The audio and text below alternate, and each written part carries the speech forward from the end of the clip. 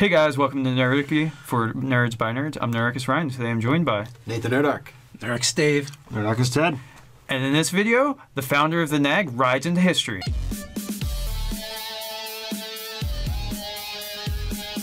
Jump down in the description below where you can find Nerdarchy, the newsletter, gain weekly tips as well as learn how to game with Nerdarchy.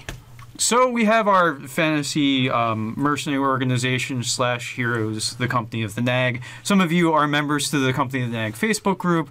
A lot of our Patreon stuff kind of, well, the baseline is referring to the NAG, and we also have the 9 of the NAG. But who started all this craziness? We started thinking about that little bit of the story. And we've talked about how there was this iconic hero of Nagsville.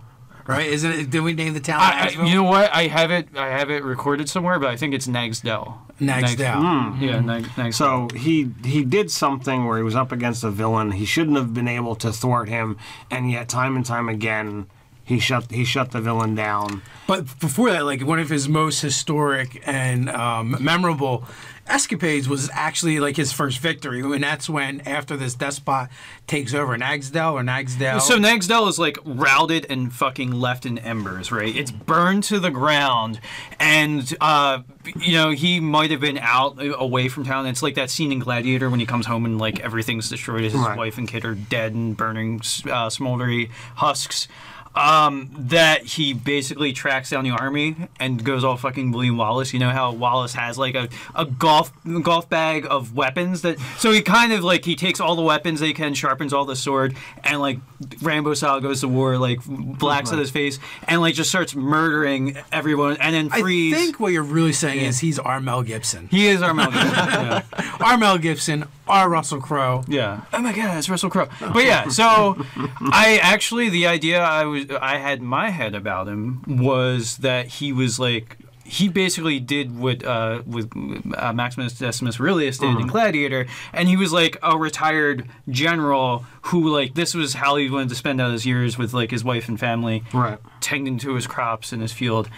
And then, like, some despot comes in and, like, rolls through their town and just besieges and destroys everything. Okay. And really, like, you know, I think, you know, in the greater part of the story, like, this town is like a little backwooder, nowheres. Isn't supposed to mean anything to anybody. It's like it's a village. Less a town, more a village. Yeah, and even especially to the despot, right? It's just like he rolls through there without a thought. You know, we're gonna take their crops, you know, grab some slaves, and we're gonna keep going. Right. But you know, this guy comes back, sees everything's been razed, everything's been taken. And he sneaks into the camp of the despot, and, you know, under the cover of darkness, and frees, you know, frees the survivors. Yeah, and that had in mind that almost like as he's like having his Rambo moment, psychotically like sharpening blades and things like that, as he watches like the smoldering ashes of what was Nagsdale. The thing that he's most irked by is the fact that the army that rolled through there probably didn't even know the name of the village that they just razed to the ground. Yeah, it meant nothing to them. So like his battle cry is "Remember the NAG." Because of that moment, because he wants to like strike fear and like to spread the tale of the NAG, and also to remember the once raised village. So I think it's a double-edged sword, though. So what happens is it doesn't actually make them remember the name of the town. Instead, they just think that's the guy, and they just start referring to him as the NAG. Yeah, right. You know, instead of actually, you know, getting across the message that he wanted. You know, and then even when he rallies his you know, basically the survivors, they become like guerrilla fighters that they keep skirmishing against this army. They use their knowledge of the terrain and just harass and harry them. You know, and before they run off, they always yell, you know, "Remember the NAG," because he did it. Well, I mean, what they really do is like, I think they're like opening salvo when they like charge in the ranks, like that's their battle cry going into battle.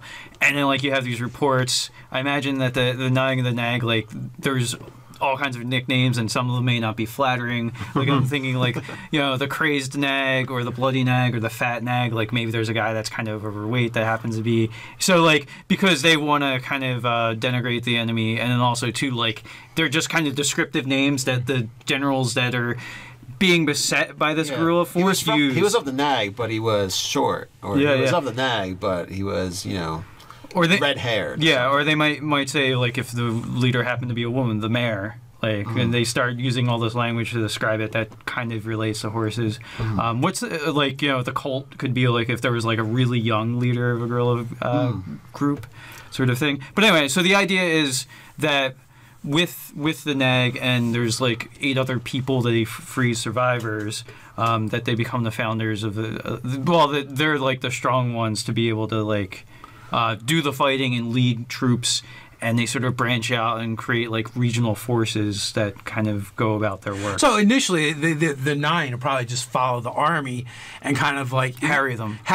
Well, there's only 9. You can't really do much, but so they do a little bit. But mainly, what they end up doing is outpacing the army because they're going to be a little more mobile and be able to move faster. And like they go ahead and they give warnings to the towns. They rally the towns. So when the army comes in, they're empty, and maybe these guys are leading them into battle. Yeah, I think that their ranks eventually swell. Like they get little strike forces under them.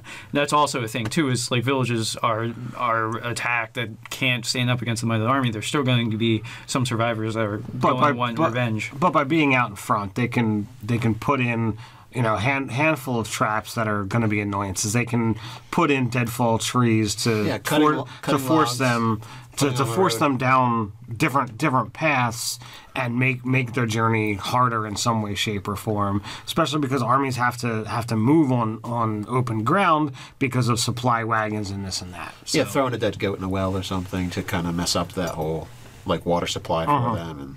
And And you can always get to the fun things like burning crops or... Yeah. Like I think like the most strategic thing for them to do would be to try and, you know, force march past the army, you know, get out in front of them and get to the towns before them and clear the people out. But not only that, clear out as much of the supplies or destroy the supplies so that they don't have that, so they can't use them. Correct.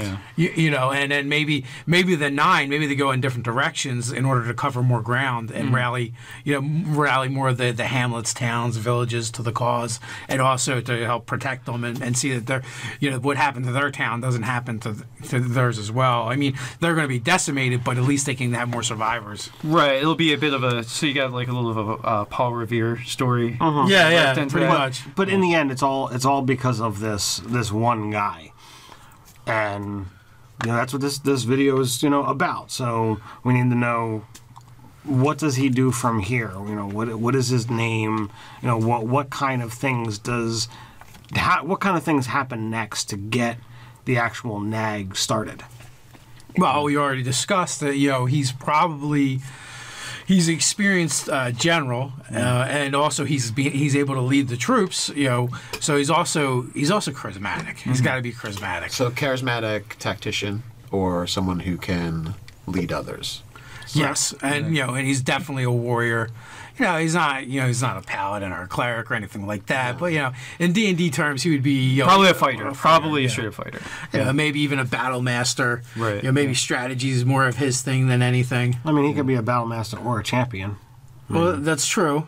Yeah, both of those. And it's funny, he does kind of go into folk hero by background, like, so it's soldier by definition. Soldier, yeah, he's probably a soldier, but then he turns into the folk hero. Yeah, like, so the new recruits would be like folk heroes for joining the NAG and standing up to the original despot, and you know, that's kind of like their thing, and that's kind of the thing, the tale that he spreads with this organization is, you know, maybe that's, you know, his last act, you know, in the world is to create this organization to basically go out and look after others that can't take care of themselves. Yeah. So he forms it like a mercenary company in order to fund it, to keep it going. So that they're kind of funded by spoils, by like taking things off of people that they do manage to rout. So there's that, and then they do take on jobs that are of some repute, you know, that aren't terrible things like putting down rebellions that are just or something like that. So I think that they probably do take on some commissions as well. Well, there's plenty of stuff they could do, like guarding, you know, caravan guards and, you know, basically, you know, maybe like an adjunct to an existing military or legitimate, you know, kingdom where, you know, even like rangering. You know, for the King's Forest, so there's no poachers and the thing. Yeah, there's definitely jobs that they could do, and it's just that like the organization of the NAG actually brokers the jobs, and then like they take a portion of it, and then they kind of bandy out the jobs to who's qualified from within their ranks. Yeah, although I do see them as somewhere between, like, around the like Robin Hood and his merry men sort of situation, or the Brotherhood without banners from Game of Thrones, where like they're actually very populous because it's armies that fight wars that screw over the common people, and the common people don't really have a champion, and that's what their role is. So I think they're not really adverse to someone being a poacher in that idea, and just like other things like that. Like they might get up to some minor banditry here and there if times are lean. Not like if they can do a thing without bloodshed, absolutely, but they might do some minor things like that. Yeah, well, the only problem is then, like, if there's no wars going on, if there's nothing happening, like, what do they do? Right. And that's points why they can take on jobs. That's why they have to have legitimate work that they can do. Yeah. That kind of falls, and it does fall into mercenary work pretty much. Or whether the NAG hires them out as guardsmen to nobles that can afford them, or guild houses that can afford them. Wherever they can find work, because the idea is to keep the NAG going for when it is needed. Because if not, it's going to disband, and it's not going to be the asset that they wanted it to be in its inception. Yes. Yeah. I did have an idea too that at a certain point the NAG, who is heretofore unnamed, probably actually retires and ceases to Nagsdell, like becomes basically the mayor of Nagsdell, but nobody knows about that he's actually the NAG. Like it's a big, like one of the secrets is like he's the NAG, and so he goes back into retirement. Yeah, like he's and there could be like a commensurate like thing like every 5 years or decade or whatever, where like the NAG like meet at the where it was rebuilt, Nagsdell, and there's like a gathering of the NAGs or something like that, call of the NAGs, and so all the people that are like members have like a get together and a remembrance thing, but it's also like a festival. But I thought it'd be neat to have it like nobody actually knows that like he's the guy that started it. Like basically, it was like he died. Like they had, like he's memorialized in the same way. Like everybody just presumes he's dead. And based on how long the NAG has been going, he most likely is dead by now. If he was just a human. Yeah. So, yeah, but I think like he. But that would have started probably just to come by and like pay tribute to the person who started it at all, and then eventually it's just like a remembrance celebration. Well, the original 9 would have done it out of remembrance, but after like if you do something every year, even after those 9 have passed away, it's just a tradition. You come here and you do this. Yeah. Like even without knowing why. Well, and then it becomes part of the organization too, where they have their own like holiday within it, right? Where they celebrate the original, that original holiday. Right. So it could literally be something just as simple as Founders Day. Yeah, so I mean, it's something gets pulled from Nagsdale to the other corners of the world, where it might only be in the guild house that it gets observed, but it gets observed there. And you could have people hanging out in a bar somewhere or an inn, celebrating and like to the NAG or to that remembrance. And one of the things you're just the other adventurers just hanging out, and you see these guys partying, and they all wear like an insignia or something, brooch or something. Yeah. One of the things I've kind of done in some of my games is have basically have it's like a guild hall, but it has like a barracks section. It has rooms, has a training hall, but then it also has like a common room that's basically like a tavern or a bar.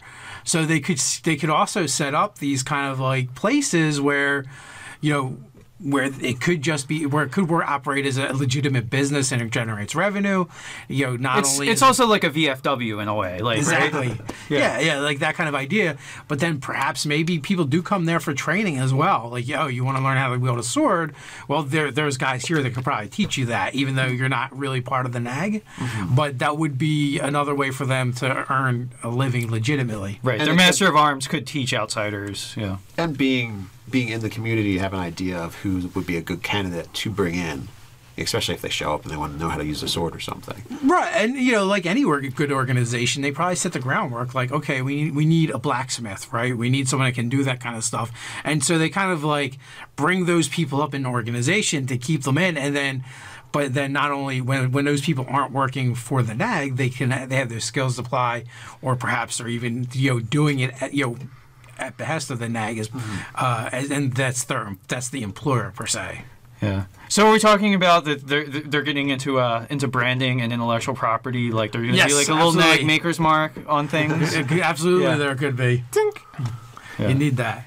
So I don't know. What do you guys think? What do you think of the 9 of the NAG, the NAG, Nagsdale, or Nagsdale, whichever it is? All those nagging details. Yeah. You can put them down in the comments below. While you're at it, like, share, and subscribe. You can hang out with us over on Facebook. Find us over on Instagram. Also check out the articles over at nerdicky.com. So until next time, stay nerdy.